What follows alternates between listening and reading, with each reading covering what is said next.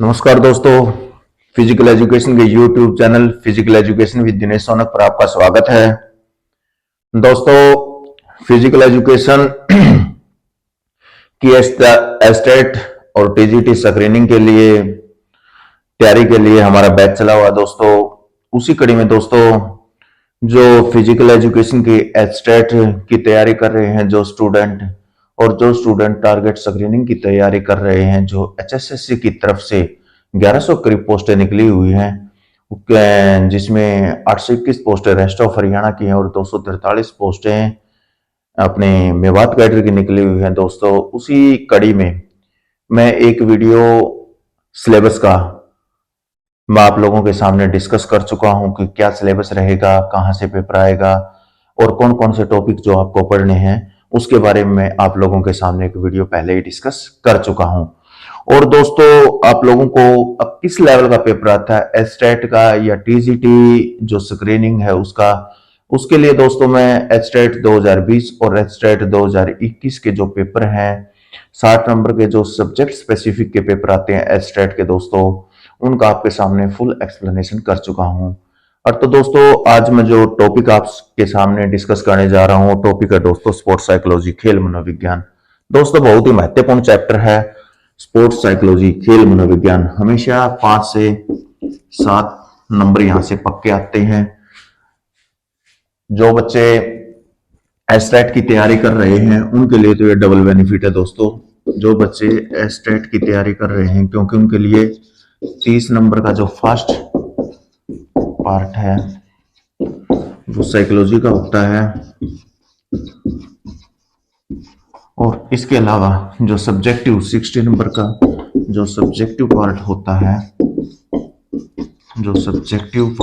दोस्तों, उसमें भी 5 से 7 नंबर यहां तक कवर होते हैं। आप ये कह सकते हो 35 लगा लो, यानी 35 नंबर यहां से कवर होते हैं दोस्तों।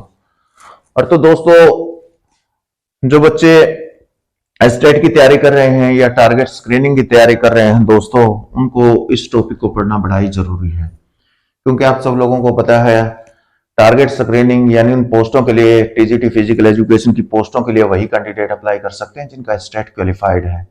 और तो दोस्तों, अब जो 12-13 नवंबर को एस्टेट होगा, और तो जो बच्चे तैयारी कर रहे हैं, मैं ये पूरे दावे से तो नहीं बोल सकता हूं कि जो वैकेंसी है वो रीहेड होंगी या उनको मौका दिया जाएगा, लेकिन दोस्तों आदमी को होप हमेशा रखनी चाहिए।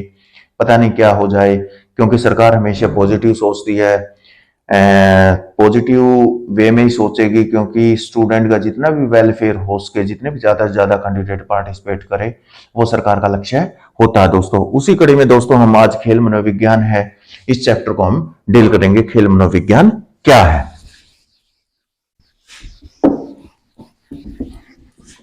अब दोस्तों, खेल मनोविज्ञान स्पोर्ट्स साइकोलॉजी को समझने से पहले दोस्तों आपको साइकोलॉजी को समझना पड़ेगा। साइकोलॉजी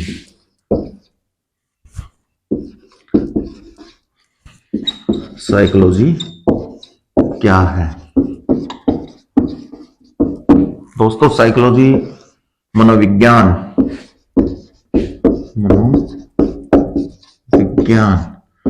दोस्तों, पहले मैं आपको मनोविज्ञान बताता हूं। मनोविज्ञान क्या है दोस्तों? मनोविज्ञान दोस्तों, जो आधुनिक समय में, आज के समय में जो साइकोलॉजी की डेफिनेशन लगा लो या जो प्रचलित परिभाषा, वो है दोस्तों, मनोविज्ञान मनुष्य के व्यवहार और उसकी जो मानसिक अनुभूतियां हैं उनका वैज्ञानिक अध्ययन है, उसका अध्ययन है दोस्तों, उसकी स्टडी है। हम व्यवहार चाहे खुद का हो या दोस्तों दूसरों का, उसका अध्ययन कर सकते हैं, उस पर साइंटिफिक नियम लागू कर सकते हैं दोस्तों। और तो दोस्तों, साइकोलॉजी अगर आपसे क्वेश्चन पूछ ले, जो एग्जाम ओरिएंटेड क्वेश्चन है, साइकोलॉजी किससे बना है, साइकोलॉजी किन 2 शब्दों से बना है, और तो दोस्तों आपने बताना लैटिन भाषा के 2 शब्दों से मिलकर बना है। लैटिन भाषा के 2 शब्दों के युग्म से बना है दोस्तों। और तो युग्म क्या है दोस्तों? फर्स्ट है साइकी, PSY, साइकी। साइकी शब्द का अर्थ है दोस्तों, जो अर्थ है दोस्तों साइकी का अर्थ है दोस्तों सोल। सोल मीन्स आत्मा, सोल मीन्स आत्मा। और दूसरा है दोस्तों लोगस। लोगस, लोगस शब्द का दोस्तों जो अर्थ है वो होता है दोस्तों स्टडी। क्या होता है? स्टडी। स्टडी मीन्स अध्ययन, अध्ययन। और तो दोस्तों जो प्राचीन परिभाषा थी वो क्या थी दोस्तों? जो साइकोलॉजी था, जो मनोविज्ञान था, और तो इसका मतलब क्या बनता दोस्तों? आत्मा का अध्ययन। और तो दोस्तों मैं आपको बताना चाहता हूं, शुरुआत में जो साइकोलॉजी थी उसको क्या माना जाता था? Study of soul. क्या माना जाता था दोस्तों? Study of soul. शुरुआत में इसको क्या माना जाता था दोस्तों? स्टडी ऑफ सोल, यानी आत्मा का अध्ययन। लेकिन धीरे धीरे दोस्तों जैसे जैसे साइकोलॉजी का विकास हुआ, मनोविज्ञान का विकास हुआ, आत्मा की जो डेफिनेशन थी उस पे लोगों ने इतना विश्वास नहीं किया, क्योंकि आत्मा एक फिलोसॉफिकल मतलब दर्शन शास्त्र से संबंधित धारणा है। आत्मा को हम अनुभव कर सकते हैं। आत्मा, हम दूसरे के आत्मा के बारे में वैज्ञानिक आधार पर अध्ययन नहीं कर सकते हैं दोस्तों। और तो आत्मा का जो अध्ययन मानने वाले साइंटिस्ट थे, अगर क्वेश्चन आपसे पूछ लिया जाए कि साइकोलॉजी को आत्मा का अध्ययन मानने वाले कौन थे? और तो दोस्तों वो थे अरस्तु। कौन थे? अरस्तु। अरस्तु व प्लेटो। प्लेटो क्या मानते थे दोस्तों? वो क्या मानते थे साइकोलॉजी को दोस्तों? अरस्तु व प्लेटो आत्मा का अध्ययन मानते थे। क्या मानते थे?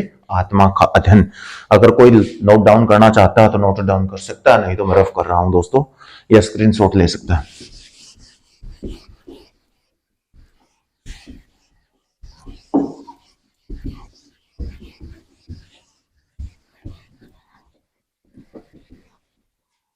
अब दोस्तों आत्मा के विज्ञान से आते आते दोस्तों 16वीं शताब्दी तक इसको क्या माना जाता था दोस्तों? Study of soul. उसके बाद दोस्तों 17वीं शताब्दी में, कौन सी में दोस्तों? 17वीं शताब्दी में इसको क्या माना जाने लगा दोस्तों? Study of mind. क्या माना जाने लगा? Study of mind. Study of mind यानी मस्तिष्क का अध्ययन, मन का अध्ययन। स्टडी ऑफ माइंड, मन का अध्ययन, मन का अध्ययन। और तो दोस्तों आपसे क्वेश्चन ये पूछ लिया जाए कि साइकोलॉजी को स्टडी ऑफ माइंड, मन का अध्ययन कौन मानता है दोस्तों? आपको पता है दोस्तों, मन के बारे में हम खुद के मन में जान सकते हैं, लेकिन दूसरे के मन के बारे में हम नहीं जान सकते हैं। दूसरे के मन पे हम साइंटिफिक रूल्स को लागू नहीं कर सकते हैं कि उसके मन में क्या चीजें चल रही हैं। और तो दोस्तों 17वीं शताब्दी तक इसको क्या माना जाता था दोस्तों? Study of mind. और स्टडी ऑफ माइंड मानने वाला अगर ये पूछ लिया जाए कि साइकोलॉजी को स्टडी ऑफ माइंड कौन मानता था, तो दोस्तों इटली का एक मनोवैज्ञानिक था।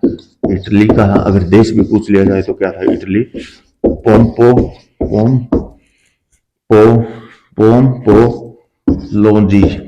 पोम्पोलोजी नामक एक मनोवैज्ञानिक था। वो क्या मानता था दोस्तों? स्टडी ऑफ माइंड, यानी स्टडी ऑफ माइंड, मन का अध्ययन।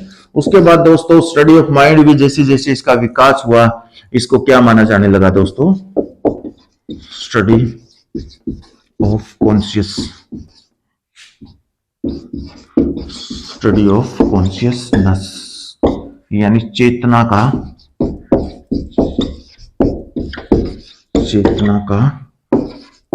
मनोविज्ञान। चेतना का मनोविज्ञान, इसको क्या कहा जाने लगा दोस्तों? चेतना का मनोविज्ञान। अब दोस्तों आप लोगों को पता है जो चेतना वो मन का एक पार्ट होती है। चेतना पर भी हम जो चेतना की अनुभूति होती है उस पर भी जो मनोवैज्ञानिक थे उन्होंने इसका विरोध किया, अच्छे से लागू नहीं हुई, क्योंकि मन का एक पार्ट था। और चेतना वैसे भी हमारा जो माइंड होता है, जो मस्तिष्क होता है, उसके 3 लेवल होते हैं। हमारा जो कॉन्शियस माइंड होता है, चेतन मन होता है, हमारा सब कॉन्शियस माइंड होता है, जो अर्ध चेतन मन होता है, और हमारा अनकॉन्शियस माइंड होता है। और तो उसके 3 अलग अलग लेवल थे दोस्तों। उस पे भी हम साइंटिफिक रूप से अध्ययन नहीं कर सकते थे।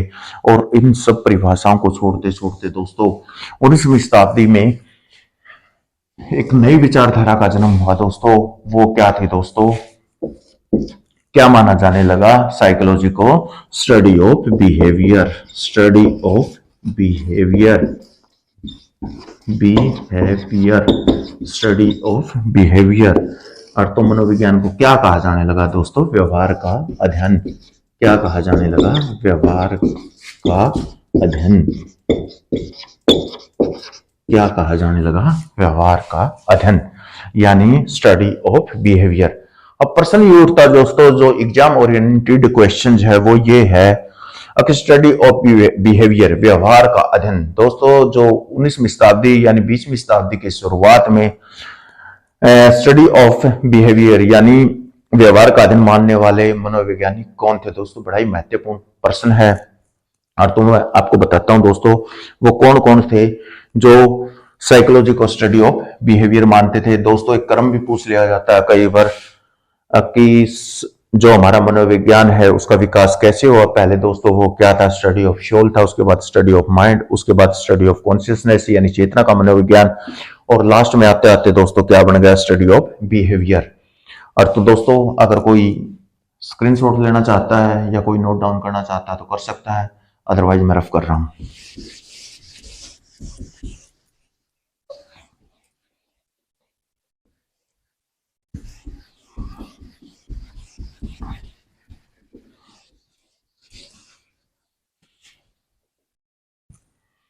अब दोस्तों स्टडी ऑफ बिहेवियर मानने वाले साइंटिस्ट मनोवैज्ञानिक कौन थे? स्टडी ऑफ बिहेवियर, बिहेवियर यानी व्यवहार का मनोविज्ञान किस किसने माना दोस्तों? सबसे पहले इसको मानने वाले थे दोस्तों वाटसन। वाटसन था दोस्तों, वुडवर्थ वुडवर्थ, वाटसन, वुडवर्थ और स्किनर थे दोस्तों। कौन था? स्किनर दोस्तों। तीनों ही साइंटिस्ट, तीनों ये मनोवैज्ञानिक कौन थे दोस्तों? व्यवहारवादी थे, वाटसन, वुडवर्थ और स्किनर। कई बार एक डेफिनेशन पूछ ली जाती है दोस्तों, बड़ा एग्जाम ओरिएंटेड क्वेश्चन है। वुडवर्थ ने मनोविज्ञान के बारे में एक डेफिनेशन दी थी कि मनोविज्ञान ने पहले अपनी आत्मा को खोया, फिर अपनी चेतना, फिर अपने मन को खोया और फिर अपनी चेतना को और व्यवहार को से आज तक जुड़ा हुआ है। ये डेफिनेशन किसकी है? तो दोस्तों आपने बता देना है वो डेफिनेशन किसकी है? वुडवर्थ के। किसके दोस्तों? वुडवर्थ की। अब दोस्तों मनोविज्ञान के संबंध में जो सबसे ओरिएंटेड क्वेश्चन है वो ये है कि मनोविज्ञान का अध्ययन, सॉरी मनोविज्ञान के संबंध में जो सबसे ओरिएंटेड क्वेश्चन है वो ये है दोस्तों कि मनोविज्ञान का जनक कौन है? मनोविज्ञान, मनोविज्ञान का जनक और तो कौन है दोस्तों? अरस्तु, अरस्तु। अब इसके साथ दोस्तों ये पूछ लिया जाए, अरस्तु क्या था दोस्तों? प्राचीन यानी जो शुरुआत हुई थी मनोविज्ञान की उसका जनक था। अब दोस्तों क्वेश्चन ये पूछ लिया जाए कि आधुनिक मनोविज्ञान, आधुनिक मीन्स मॉडर्न, आधुनिक, आधुनिक मनोविज्ञान, आधुनिक मनोविज्ञान का जनक और तो था दोस्तों विलियम जेम्स। कौन था? William James. कौन था? William James. आप लोगों को ये चीज याद रखनी है। अब क्वेश्चन एक और पूछ लिया जाए, मनोविज्ञान का अध्ययन शुरुआत में किस विषय के साथ किया जाता था? तो दोस्तों मनोविज्ञान को क्या माना जाता था? दर्शन शास्त्र का एक अंग माना जाता था। शुरुआत में मनोविज्ञान को किसका पार्ट माना जाता था दोस्तों? फिलोसफी का। किसका माना जाता था? फिलोसफी। फिलोसफी किसके पार्ट के रूप में पढ़ाया जाता था दोस्तों? फिलोसफी यानी दर्शन शास्त्र। किसके? दर्शन शास्त्र। ये चीजें आप लोगों ने याद रखनी है, एग्जाम ओरिएंटेड क्वेश्चन है। दर्शन शास्त्र के पार्ट के रूप में ये पढ़ाया जाता था दोस्तों। अब दोस्तों एक चीज और बता देता हूं जो एग्जाम ओरिएंटेड काफी बार पूछी जाती है, वो भी आप लोगों के सामने डिस्कस कर देता हूं।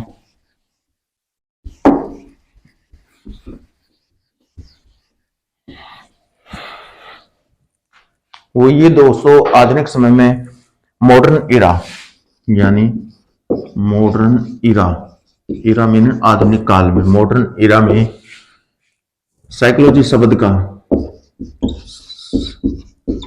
साइकोलॉजी शब्द का सर्वप्रथम प्रयोग किसने किया था? एग्जाम ओरिएंटेड कोई भी क्वेश्चन नहीं रहेगा दोस्तों। साइकोलॉजी शब्द का सर्वप्रथम प्रयोग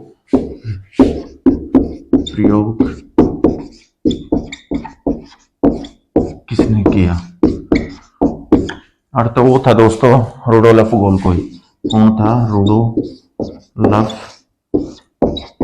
गोल्कोई। रुडोल्फ गोल्कोई ने किया था दोस्तों 1590 में। किसमें किया था दोस्तों? उसकी पुस्तक का नाम पूछ लिया जाए तो उसकी पुस्तक का नाम था साइकोलॉजी। क्या था? पुस्तक का नाम पूछ लिया जाए तो साइकोलॉजी में। कब किया था दोस्तों? रुडोल्फ गोल्कोई ने किया था 1590 में किया था। और किस में किया था दोस्तों? उसके जो पुस्तक का नाम था साइकोलॉजी। पुस्तक का क्या नाम था दोस्तों? साइकोलॉजी।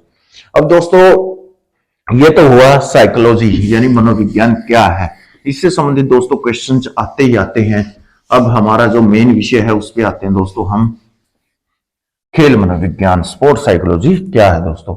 अब स्पोर्ट साइकोलॉजी दोस्तों क्या है? खेल मनोविज्ञान दोस्तों। अब मनोविज्ञान मैंने दोस्तों आप लोगों को बताया है कि व्यक्ति के व्यवहार और मानसिक अनुभूतियों का अध्ययन करने वाले विज्ञान को हम क्या कहते हैं? मनोविज्ञान। खेल मनोविज्ञान दोस्तों जो हमारे खिलाड़ी हैं दोस्तों और जो शारीरिक शिक्षा के विद्यार्थी हैं, विभिन्न परिस्थितियों में, विभिन्न खेलों में उनके व्यवहार और मानसिक अनुभूतियों के अध्ययन करने वाले विज्ञान को ही हम क्या कहते हैं? खेल मनोविज्ञान। अब दोस्तों जो ये परिभाषा है, डेफिनेशन कोई नहीं पूछेगा दोस्तों। जो क्वेश्चन है एग्जाम ओरिएंटेड क्वेश्चन क्या है कि खेल मनोविज्ञान का अध्ययन मनोविज्ञान की किस शाखा के अंतर्गत किया जाता है? अगर क्वेश्चन ये आ जाए दोस्तों खेल मनोविज्ञान का अध्ययन मनोविज्ञान की किस शाखा के अंतर्गत किया जाता है, तो दोस्तों आपने बताना है प्रयोगात्मक। कौन सी के अंतर्गत दोस्तों? प्रयोगात्मक मनोविज्ञान के अंतर्गत। किसके अंतर्गत किया जाता है? प्रयोगात्मक। किसके अंतर्गत? प्रयोगात्मक मनोविज्ञान। मनोविज्ञान के कई इकाइयां दोस्तों और उसमें क्या दोस्तों? प्रयोगात्मक मनोविज्ञान। प्रयोगात्मक मनोविज्ञान के अंतर्गत किसका अध्ययन किया जाता है दोस्तों? खेल मनोविज्ञान का। किसका अध्ययन किया जाता है? खेल मनोविज्ञान। किसका? खेल मनोविज्ञान। खेल मनोविज्ञान का अध्ययन किसके अंतर्गत किया जाता है दोस्तों? प्रयोगात्मक मनोविज्ञान, जो मनोविज्ञान की एक शाखा है, एक्सपेरिमेंटल साइकोलॉजी है, उसके अंतर्गत खेल मनोविज्ञान का अध्ययन किया जाता है। अब जो नेक्स्ट क्वेश्चन है दोस्तों वो मैं आपको बता देता हूं दोस्तों कि नेक्स्ट क्वेश्चन है वो क्या है दोस्तों। जो हमारा नेक्स्ट क्वेश्चन है दोस्तों वो ये है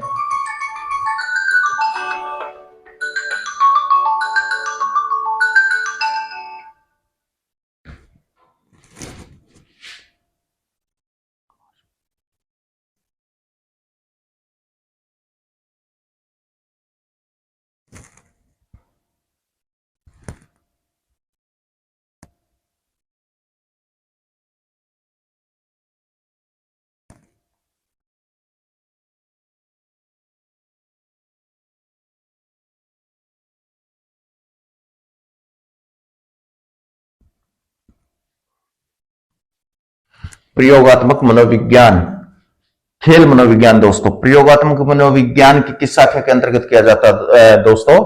खेल मनोविज्ञान का अध्ययन किया जाता है दोस्तों प्रयोगात्मक मनोविज्ञान के अंतर्गत। अब अगला क्वेश्चन जो बनता है दोस्तों वो ये है, आपसे ये पूछ लिया जाए खेल मनोविज्ञान, the father of sport psychology, father of sports psychology, sports psychology. खेल मनोविज्ञान के फादर कौन हैं? जनक कौन हैं? और तो कौन है दोस्तों? Coleman Griffith. कौन है? Coleman Griffith. Coleman Griffith. Coleman Griffith आपने याद रखना है। कोलमैन ग्रिफिथ कौन है? Coleman Griffith. Coleman Griffith. Coleman Griffith modern psychology का जो पितामह किसको कहा जाता, ना सॉरी, स्पोर्ट्स साइकोलॉजी का जनक किसे कहा जाता है दोस्तों? कोलमैन ग्रिफ्ट। और अब दोस्तों इससे भी अगर डीप लेवल पे क्वेश्चन पूछ लिया जाए, और तो वो है दोस्तों मनोविज्ञान का, स्पोर्ट्स साइकोलॉजी का सबसे पहले अध्ययन कहाँ पर किया गया था दोस्तों? और तो वो बता देता हूँ दोस्तों, जो बच्चे पीजीटी एसटेट की तैयारी कर रहे हैं उनके लिए इस तरह के क्वेश्चन जाते हैं दोस्तों। जो सर्वप्रथम है दोस्तों स्पोर्ट्स साइकोलॉजी का अध्ययन 1890 में दोस्तों इंडियन यूनिवर्सिटी यानी भारतीय विश्वविद्यालय में किया गया था। 1890 में दोस्तों किस पे किया गया था? एथलेटिक, किस पे किया गया था? एथलेटिक परफॉर्मेंस के ऊपर। किस पे किया गया था दोस्तों? एथलेटिक परफॉर्मेंस के ऊपर, एथलेटिक परफॉर्मेंस के ऊपर किया गया था दोस्तों।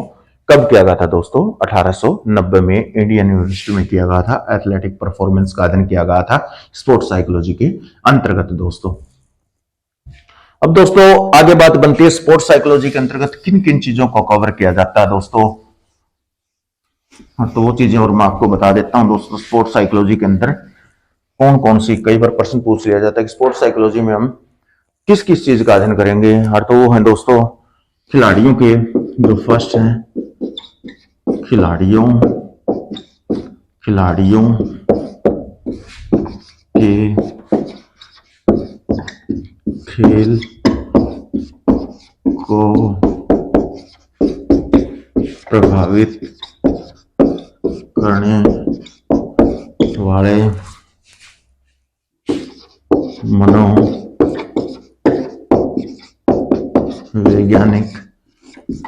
कारक। कौन कौन से मनोवैज्ञानिक कारक हैं दोस्तों? खिलाड़ी का वातावरण है दोस्तों, उसके मेंटल स्टेटस है दोस्तों, वो मानसिक रूप से कितना स्ट्रांग है, फिजिकली कितना स्ट्रांग है, उसका वातावरण कैसा है दोस्तों, उसका खेलने का तरीका कैसा है दोस्तों, उसका पारिवारिक वातावरण कैसा है दोस्तों, उसकी आर्थिक स्थिति कैसी है दोस्तों। उन सब का अध्ययन जो उसके खेल को किसी न किसी रूप में डायरेक्ट या इनडायरेक्ट रूप से प्रभावित करते हैं, उन सब का अध्ययन साइकोलॉजी के अंतर्गत किया जाता है दोस्तों। अब जो अगला पॉइंट है दोस्तों वो क्या है दोस्तों? खिलाड़ी की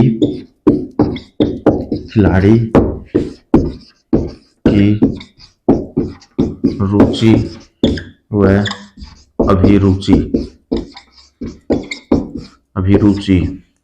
खिलाड़ी की रुचि व अभिरुचि। खिलाड़ी की रुचि और अभिरुचियों का अध्ययन भी किसके अंतर्गत किया जाता है? इसी के अंतर्गत किया जाता है। तीसरा है दोस्तों खिलाड़ी का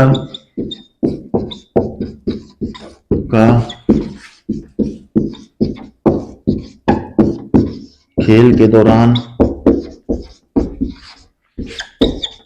वह खेल से पहले